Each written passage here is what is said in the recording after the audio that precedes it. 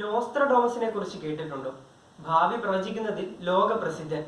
1505 ജനിച്ചു എന്നാണ് കരുതുന്നത്. ഇപ്പോഴും വലിയ ഫാൻ ഫോളോവേഴ്സ് ഉള്ളയാൾ. ആരാധകർ നോസ്റ്റി എന്നാണ് വിളിക്കുന്നത്.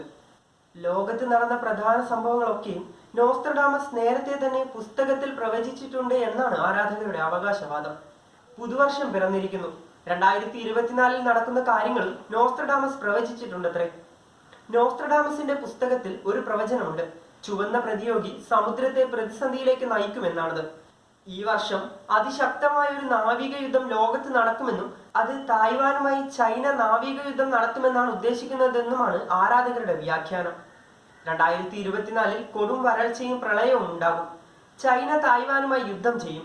ഇതൊക്കെ 2024 നടക്കുമെന്ന് നോസ്ത്രഡാമസ് പ്രവചിച്ചിട്ടുണ്ടെന്നാണ് ആരാധകർ അവകാശപ്പെടുന്നത്. ദ്വീപുകളുടെ രാജാവ് സ്ഥാനമൊഴിയുമെന്നും മറ്റൊരു രാജാവ് വരുമെന്നുമാണ് അടുത്ത പ്രവചനം.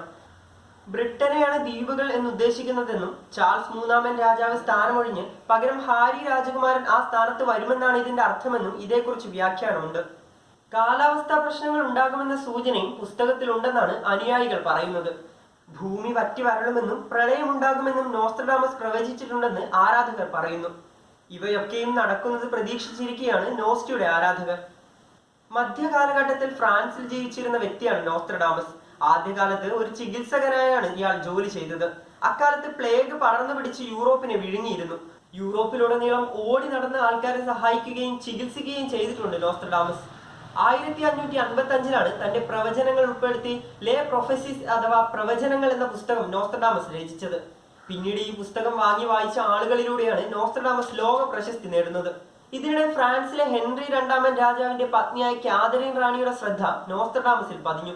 ഭാവി പ്രവചനങ്ങളിലും ആഭിചാരത്തിലുമൊക്കെ താല്പര്യമുണ്ടായിരുന്ന റാണി നോസ്ത്രഡാമസിനെ തന്റെ ഉപദേശകനായി നിയമിച്ചു. ഫ്രാൻസിലെ രാജാവായ ഹെൻറി രണ്ടാമന്റെ മരണം, ലണ്ടനിലെ 1666 സംഭവിച്ച തീപിടുത്തം, ഫ്രഞ്ച് വിപ്ലവം, നെപ്പോളിയന്റെ അധികാരത്തിലേക്കുള്ള പ്രവേശനം, ലൂയി പാസ്റ്ററുടെ ജീവിതം, ഹിറ്റ്ലറുടെ തേർവാഴ്ചകൾ, atom bomb, US president John F കെനഡിയുടെ മരണം തുടങ്ങിയവയൊക്കെ നോസ്ത്രഡാമിന്റെ പ്രവചനങ്ങളിൽ ഉണ്ടെന്നാണ് അദ്ദേഹത്തിന്റെ ആരാധകർ പറയുന്നത്. എന്നാൽ നോസ്ത്രഡാമസിന്റെ പ്രവചനങ്ങൾ യാതൊരു വസ്തുതയും ഇല്ലാത്തതാണെന്ന് പല വിദഗ്ധരും അഭിപ്രായപ്പെടുന്നു. US പ്രശസ്ത ശാസ്ത്രലേഖകനായ എവററ്റ് ബെല്ലിയൻ നോസ്ത്രഡാമസിന്റെ പ്രവചനങ്ങളിലെ പൊള്ളത്തരം തുറന്നു കാണിക്കുന്നുണ്ട്.